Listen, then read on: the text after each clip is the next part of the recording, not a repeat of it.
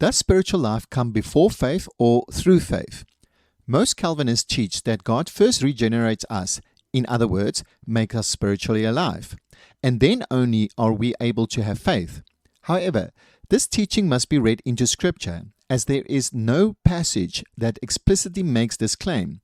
In fact, there is a passage that appears to teach the opposite. For example, Paul writes to the Colossian church in Colossians chapter 2 verse 12, "You were buried with him in baptism, in whom you were also raised through faith in the working of God, who raised him from the dead." Calvinists may argue that Paul is not to be understood at face value here, but rather in light of the preceding verse. Colossians chapter 2 verse 11.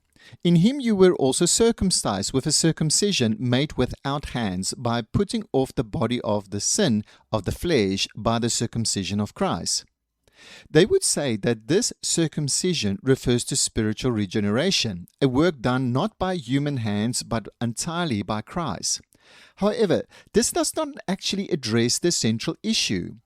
The question is not whether regeneration is a work of God. Both sides agree that it is. The real question is whether God regenerates a person before they have faith, or whether regeneration occurs through faith. Verse 11 simply states that this spiritual circumcision is accomplished by Christ. Verse 12 then explains how we participate in this work. We are buried with him in baptism and raised with him through faith in the working of God, who raised Christ from the dead. Therefore, this passage clearly teaches that spiritual life comes through faith, not prior to it.